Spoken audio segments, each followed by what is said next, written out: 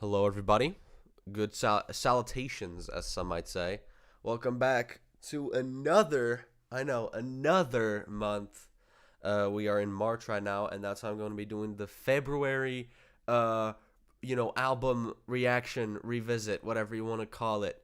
Guys, I'm just going to be frank with you right from the beginning here. We got a lot of albums today, so I'm going to not try and talk in as much detail as I usually do. Last time, we did what, 6 albums, which is already a pretty decent amount. Um, and that took me like 30 minutes. And now we got 9 albums, and it may not seem like that much of a difference, but if I did talk about those in like the same length as I did last month, I think we would be reaching the 50-minute mark, and I don't really want, another 50-minute video to edit. So we're not going to be doing that. So I'm going to try and talk, and just like kind of just explain what it's about, what I liked much quicker than usual because I don't want this video to be too long, all right? So yeah, like I said, we got 9 albums on here today. That is in part thanks to spring break, which, was in February, at least for me. And I literally, once spring break began, I listened to an album every single day. I got it here. I listened to an album from February 19th all the way to February 23rd, every single day of spring break. Yeah, shit's crazy. And it was a lot of fun, but I kind of regretting it because I have to talk about all those albums now. So yeah, man, that's kind of the quick introduction. Hope everybody had a good February. And yeah, we're going to get straight into it with the first album that I listened to. So let's get it, man. All right. It got a little darker because I thought my face was too bright on the camera and I thought it looked stupid. So I, closed the blinds a little bit. Also, I have a cold. So if you hear me doing like stupid shit like, that, it's because I got a cold. So sorry about that. Anyways, first album of February is Young Team by Mogwai. Yeah, Mogwai's Young Team. It was the long album that I decided to do for January. And it was released in 1997 on the 21st of October.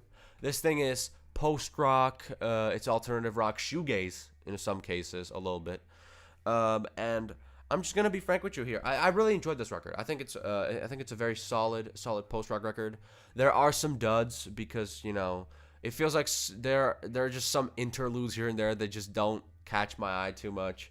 But for the most part, I mean, this track really just this track list features some really solid post-rock songs, including what I think might be my favorite post-rock song that I've heard up to this point.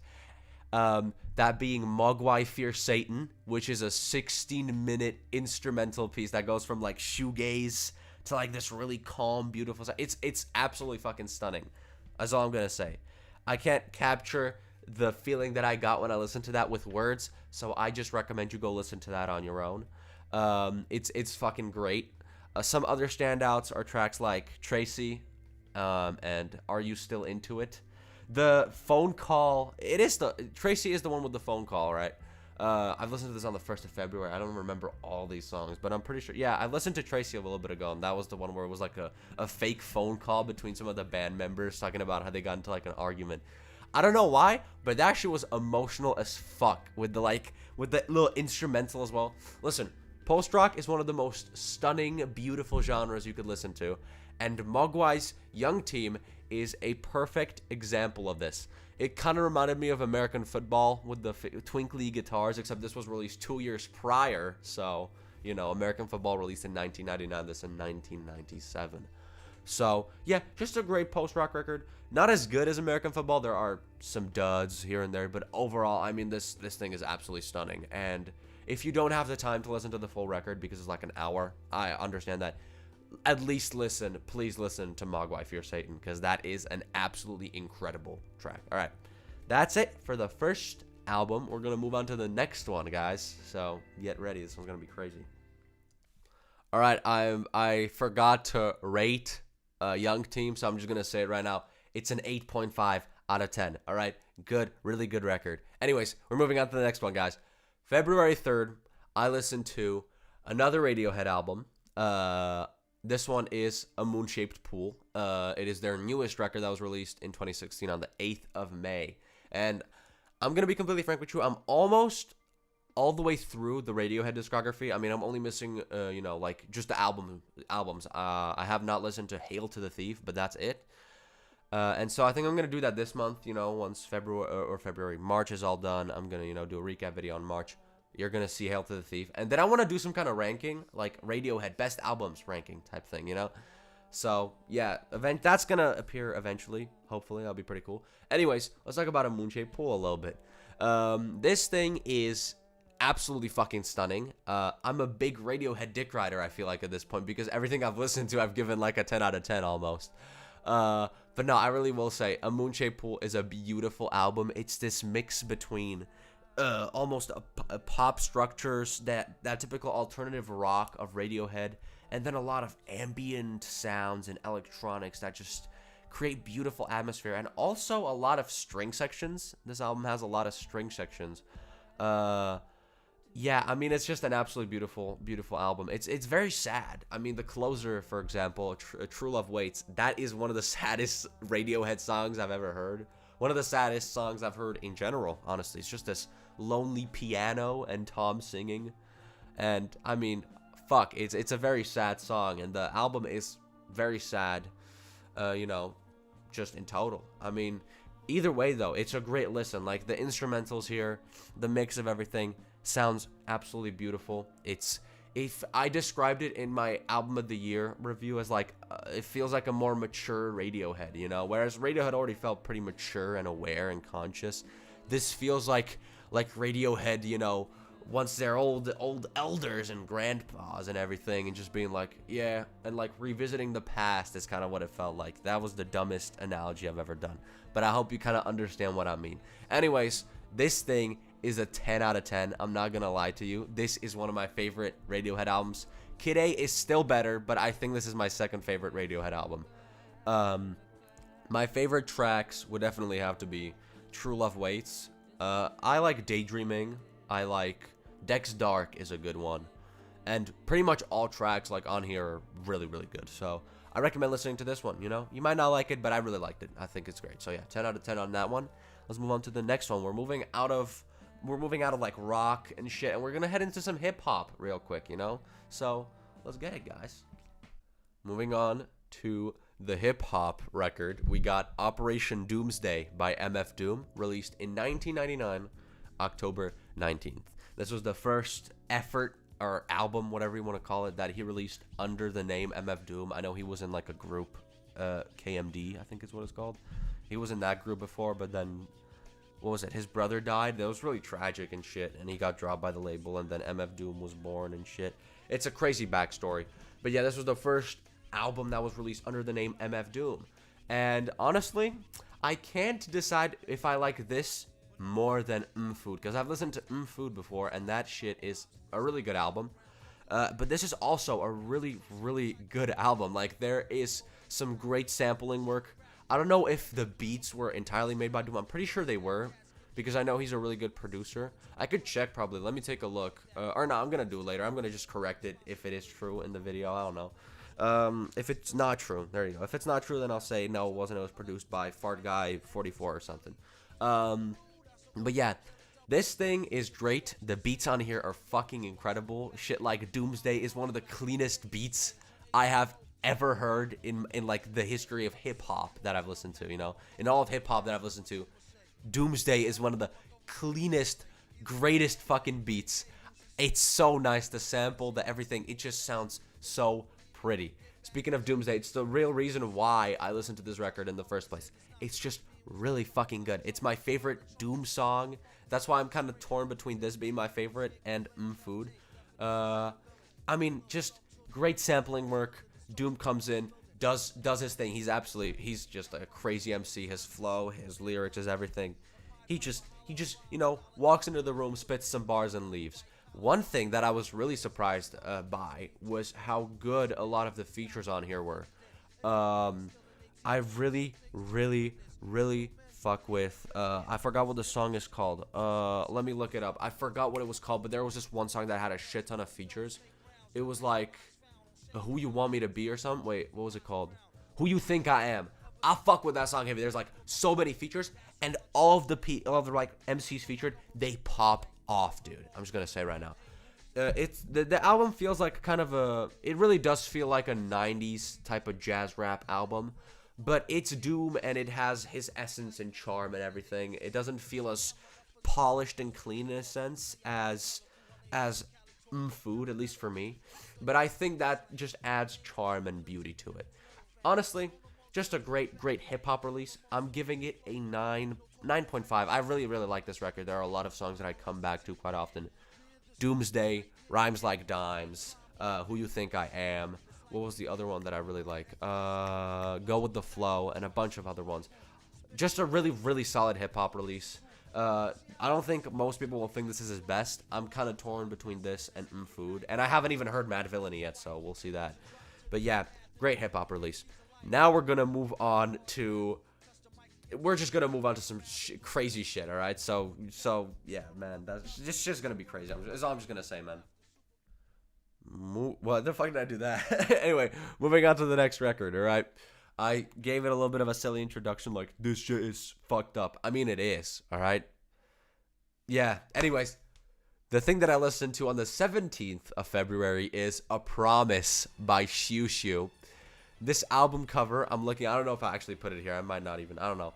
This album cover is very strange, to say the least. If you don't know, I obviously have to censor it because it's a photo of like a Vietnamese prostitute with his dick out. It's fucking weird. But I feel like it kind of mirrors the album very well, as it feels like a very intimate and personal photo that you just, wouldn't share. And that's kind of what this album is. It's just a very personal look into the mind of Jamie Stewart. If you don't know Jamie Stewart, he's the kind of main singer and I'm pretty sure main songwriter of Xiu Xiu. And this album is very sad, very personal, just very scary and haunting at some points. Like, it's kind of a mix between rock and electronic music, and it's very avant-garde and weird and experimental. And honestly, as much as this record is fucked up and scary and scares me, it is becoming one of my favorite records just because of how well done it is. Like, the instrumentals on here are fucking fire. Apostat Commander, the part where everything just blows up and all these electronics come in and start doing their shit, it sounds absolutely stunning. It creates an atmosphere that I have not heard for a long time, and that I have not heard done well for a long time. And it's just a really stunning record, even though it's very sad. I mean, the record is very much, revolving around the fact that a couple of months before the release of it, Jamie Stewart's father killed himself, I'm pretty sure. And A Promise, I'm not sure if this is completely true, but it's something like this. A Promise, like the name of the album, is a promise that Jamie Stewart had to, it's a promise that Jamie Stewart made to his mother that he was not going to kill himself as well. It's some crazy shit, but it's really sad. I'm going to say this record is sad, it's personal, and if you're going to listen to it, I recommend looking into interviews where Jamie Stewart explains shit, because there are a lot of references that you might not understand, because it's not even like a reference to anything that's like known. It's like shit that's from Jamie Stewart's life. Like the name of the song, 20,000 Deaths for Adolin Gonzalez and 20,000 Deaths for Jamie Peterson. Those are people that are in Jamie Stewart's life. Like, if you did not look into what the song meant, you wouldn't know that. So yeah, very personal, sad, but very good record that I fuck with heavy. And I'm going to be checking out more Xiu Xiu definitely in the future, because it's some good shit. All right. Favorite songs, Apostat Commander, what else? Sad Reduxographer, Blacks, Brooklyn Dodger, that's the name. I was about to say Boston Dodger, and Ian Curtis Wishlist. By the way, the ending of Ian Curtis Wishlist is fucked up. That shit is horrifying. And also the ending of Walnut House. Those are the scariest parts of the entire album. So yeah, 10 out of 10 album though. I fuck with it. It's really well done. And yeah, I'm gonna be checking out more Xiu Xiu in the future because it was fire. I gotta hurry this up because I'm rolling at 25 minutes. It's obviously gonna get cut down, but I need to hurry this shit up. All right, next album, guys. All right, are we halfway through? Yeah, we are. We're on the 5th record, guys. Let's go. This is awesome. On the 19th of February, I listened to Hi, How Are You by Daniel Johnston, which was released, I don't know what like date specifically, I just know it's 1983, so this is an old record. And honestly, this is a very controversial opinion because this record is held in like pretty high regard. I think it has like an 8.3 out of 10 on Album of the Year. I didn't fuck with this record that hard. I think it's emotionally a very powerful record, but it's not something that I'd come back to like ever. Like because it's basically a mix between a lot of spoken word and just very weird experimental avant-garde shit. Like it just feels like poetry, like I'm reading poetry rather than listening to music a lot of times. And it's a sad record. I'm a sucker for sad records, but it's not a sad record that like really intrigues me because listen, I fuck with poetry, and like just reading shit, and all that kind of stuff and reading lyrics. But if when I listen to music, I want to listen to music where it's like an instrumental and some pretty ass shit going on and great lyrics. And you can give me, one of those, but it's not going to be as good as if there was some stunning, crazy instrumental. And there are some songs that have instrumentals and all this shit. I mean, at the end of the day, Hi, How Are You? It's an unfinished album, right? But I don't know, it just didn't intrigue me that much. I didn't really care about it. Pretty much it. You might like it. Hey, it's a very lo-fi album. And I like lo-fi. I was expecting some nice lo-fi, guitar music with some sad lyrics. And I got some really weird avant-garde shit. And I fuck with avant-garde and experimental stuff. But this is just one of those records that I just didn't care about that much. And so I'm going to give it the very controversial rating of a 6.5 out of 10. I know. Very low. Favorite song on here would have to be Desperate Man Blues. It was kind of fire. But that's about it. Yeah, I mean, you can check out the record. I think it's just fine. I didn't really care about it too much. Very emotional and lyrically emotional and impactful. That's the word that I was looking for, not lyrically emotional. But I mean, I don't know. It just didn't intrigue me that much. That's all I have to say. All right, moving on to the next record, guys, which I listened to on the 20th of February. So I listened to like shit every single day from this point. That's crazy. Anyways, yeah. That shit was menacing as hell. What the fuck? It wasn't. 20th of February, guys. I listened to another hip-hop release, and that is The Money Store by Death Grips, released in 2012 on the 21st of April. This is some of the craziest, weirdest shit like I've ever heard in hip-hop. It's very unique, very manic, it feels like. It's, again, I'm a sucker for not just sad music, but experimental music. This is experimental hip-hop we're talking about. A lot of crazy, a lot of crazy fucking beats.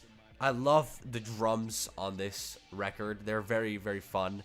And it's very fast-paced. Like, you can't even process what the fuck is happening, and then you're already on the next song. Like, these songs just, they start, and then they just go as fast as fucking possible.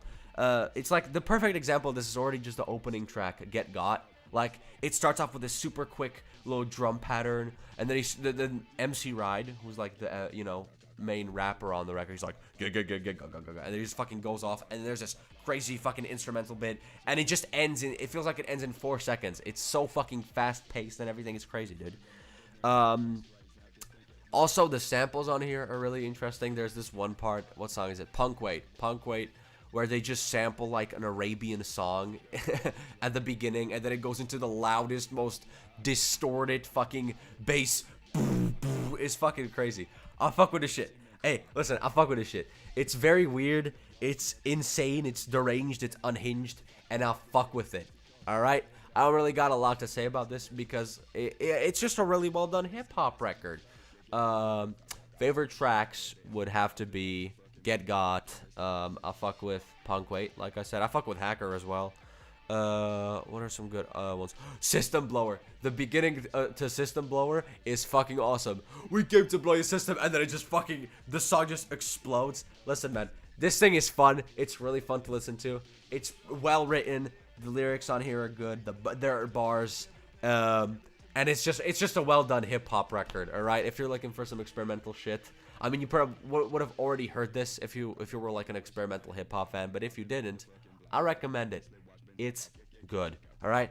I gave it a 10 out of 10, but I don't know if it's a 10. I'm feeling more like a 9.5 because there are some songs where I'm just like, yeah, sure. So I'm feeling, just for the sake of it, a 9.5. All right. I think Atrocity Exhibition is still my favorite hip hop record. So yeah, that's it. 9.5. Good record. Good record. I recommend listening to it. There you go. All right. Next song. We're moving through these very fast now, which is nice. And it's the next day, February 21st, all right? I listened to my final Interpol record. So expect an Interpol ranking eventually. I already got an Interpol ranking on my album of the year. So if you want to check that out, I'll probably link it in the description. But yeah, I listened to the final Interpol record that I haven't listened to yet, and that is Marauder, which was their, how many albums do they have? I don't even know. Off the top of my head, I think 7, right? So this was their 6th release, I'm pretty sure. I don't really know. And listen, it's not a very well-received record. If you don't know Interpol, they're like a post-punk revival kind of indie rock group. And, I wasn't expecting to be the biggest fan of this, but honestly, I fuck with this album heavy. Like, this is a very nice post-punk record. It's got a bunch of memorable songs, some forgettable songs, but overall, this is a very good release, and I think it's pretty underhated. Like, it has like a 6.7 out of 10 on Album of the Year. I'm giving it an 8, all right? It's a really fun, it's a really good, catchy post-punk revival album. It's good. What did I want to say? If you're seeing this video, I finally listened to it. I reviewed it. It's a good album, all right? It's very underhated, and I think you should listen to it. There are some really good songs. Also, The Rover is one of, it's the best fucking new, post self-titled Interpol. It's the best song that was released after the self-titled, all right? I don't know how to describe it. Basically, Interpol, I feel like, are in these, it's in this new era. With their first, 4 records, they were in, the old Interpol era where Carlos D was the bassist. But after the self-titled, Carlos D left the band, and now we're in a new era, and The Rover off of this album is the best song that was made in this new era of Interpol. Also, this album leaves me seriously wondering what the fuck went wrong, because if I'm being completely honest, the record they released after Marauder, which is the other side of Make Believe, is so much worse. It's so mid, and I don't fuck with it at all. It's just so boring. I don't understand how they went from making such good, intriguing post-punk, seeming like they were going on kind of a way up, back to their old glory again, to then making some mid-ass, boring-ass music. It's crazy, man. But hey, I'm not here to hate on the other side of Make Believe. I'm going to say is that Marauder is a very solid record. Favorite songs, The Rover, If You Really Love Nothing, Flight of Fancy. What is the one that I really fuck with? Nisma is good. And the closer... What's the closer called? Fuck, I forgot. But the final song. There you go. Yeah, good album. 8 out of 10.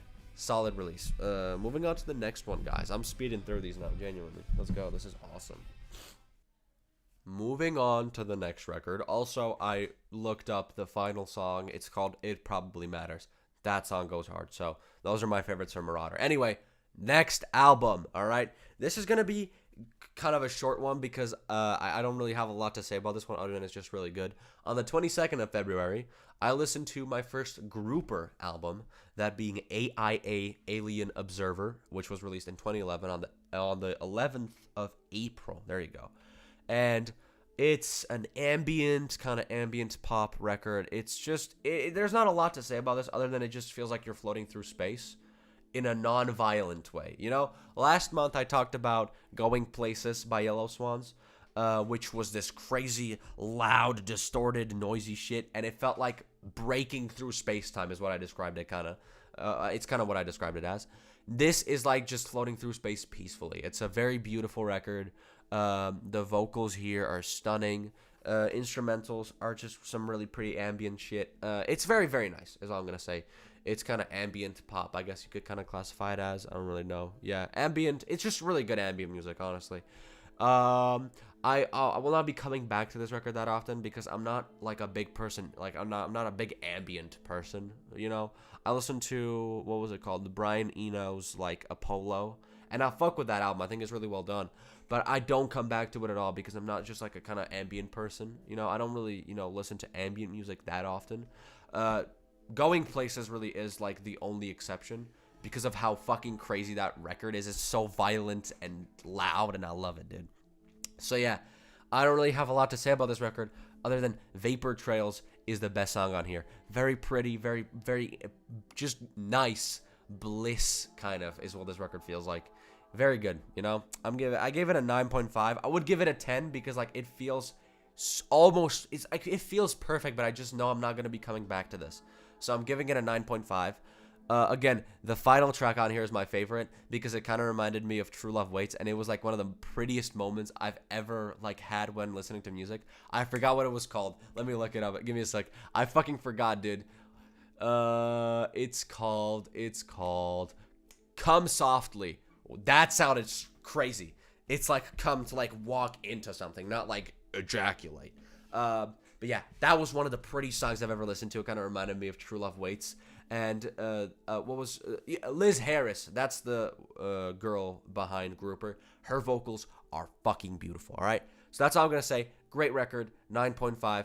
It wasn't necessarily that there were like duds or anything. It's just that I don't listen to ambient music that often, and I know I'm not going to be coming back to this, which is true. I haven't really come back to this record that often. But yeah, great ambient music. If you're an ambient person, you will like this. I can bet you. It's really nice. Yeah. So there you go. That's that. Now we're gonna move on to the final. We're gonna move on to the final album, which is cool. So let's get it, guys. I'm so excited. Oh my god, dude. That was crazy. That was a crazy entrance. 23rd of February, guys. We're moving on to the final record. Also, I forgot to mention there's gonna be a singles section because I listen to a lot of singles. I'm gonna go over those very briefly. So after this, I'm gonna talk about some singles real quick. Anyways, moving on to the final record. All right, we're ending on another hip hop album, and that is The Low End Theory by A Tribe Called Quest, released in 1991, September 24th. This is just another solid old school hip hop, jazz, rap kind of album. It's got some great songs, like one dud really, but other than that, filled with great shit. Very fun, good flow. Q-Tip has got a great flow, and I forgot what the other dude's name is. I forget fucking everything. But yeah, great flow, great bars, great, what's the fucking word? Jesus fucking Christ. Great features. There you go. You got some features on this record, and they're well done. Busta Rhymes on the final track goes hard. Speaking of the final track, Scenario is my favorite song. I like it. It's very fun, and the hook is good. I fuck with it heavy. Yeah, just another solid hip-hop release. It's really fun. It's nice. It's simple. It's not too crazy, you know, compared to Death Grips. Like, this is the exact opposite. You don't got a lot going on. You usually just got, like, a simple little drum pattern and then, like, a bass line, and sometimes you'll get a little you know, sample thrown in or like an instrument. But it's very simple and it works. It creates a very cozy aesthetic that I feel like fits the album cover very well. Yeah, good album. I'm feeling a 10. That's crazy. I know, right? It's a 10 out of 10 in my opinion. I don't really think I have any problems with it other than there's like one dud and that's it. So yeah, that is the rundown of all the albums. Also, I gotta say my favorite songs: Scenario, Excursions, and Jazz. We've got, there you go, and Butter is a good one. So yeah, that is all of the albums that I've listened to in February, and now we're gonna move on to the single sections. I'm not even gonna like pull up this anymore because I just got it right here. My face is gonna be a little bit darker. I'm sorry, guys. I'm not really gonna go over this too much. Let me just find what we're looking for here. All right, let's get it. We're just gonna go over these. I've listened to a couple of them. I'll listen to a couple of singles is what I tried to say. Well, anyways, we're going to begin with Lil Yachty. He's been popping off recently. I've listened to A Cold Sunday and The Secret Recipe and Something Other. A Cold Sunday is fucking fire. I love the new like kind of jazz rap route he's taken. And The Secret Recipe is just fire. And J. Cole absolutely kills it. And Lil Yachty does as well. Like, I'm going to be completely frank. Lil Yachty is becoming one of my favorite rappers, which is crazy to say because he's been absolutely popping off. Like everything post Everything post. I forgot the fucking album. Jesus Christ, I keep forgetting everything. Everything post. Let's start here is fucking great. All right. Anyways, next up is high res. 2 + 2 = 5. Shit is dog shit. I'm just gonna say it right now. It is goofy as fuck. It is this kind of like conservative song was making fun of liberals and shit. It's really funny, honestly, but it's absolutely garbage. 5 out of 100. There you go. So 0.5 out of 10, essentially. Next up, we got Neverment's Dreaming of Adeline. This is a song that one of my, friends made. Melestein. Good fucking guy. Chill as hell. And this song bangs. It's post-rock. It's really nice. I'll fuck with it heavy. Go check it out. It's really nice. I recommend listening to it. Now we got Ground by Good Kid. I talked about Good Kid a little bit last month. And Ground is kind of a comeback. Like, honestly, this song is kind of interesting. It feels more Western and a little bit more interesting. And I gave it a 7.5 out of 10 because of that. It's taking the typical Good Kid formula, making it more interesting. And then we're going to the newer single, Good Kid's Break, which is absolute shit. I give it a 4 out of 10. It is the most generic, boring song that they have released up to this point. Then we got Dev Lemons, Give Mama a Hug. I don't fucking remember the song. I just know that it was fun and it was nice. Yeah, baller. Next up, we got Facts by Tom McDonald and Ben Shapiro. This is the funniest shit I've ever heard.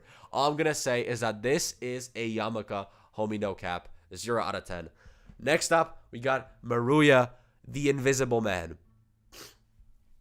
It's fire. I love Maruya. Underrated band. Recommend checking them out. They're kind of jazz rock, kind of post-punk. Fun. It's a good band, and it's probably their best song to date, if I'm being completely honest. We got Lil Yachty's Something Other. This is not as good as A Cold Sunday or The Secret Recipe. I'm giving it a 7 out of 10.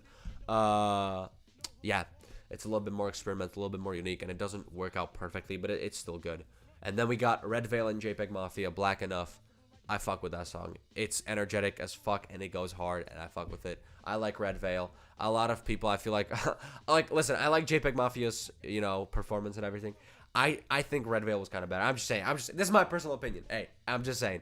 I think it was a good performance that JPEG Mafia did, but I think Red Veil kind of killed it. Anyways, that's it. 10 out of 10. Boom. That's it, dude. Quick little rundown. I'm not even going to bother adding in the images or whatever because I don't fucking care. Yeah, that's it, guys. That's the fucking album recap for February. I'm going to kill myself. I'm not going to do that. Don't kill yourselves, guys. It's lame. Yeah, it's not worth it. There you go.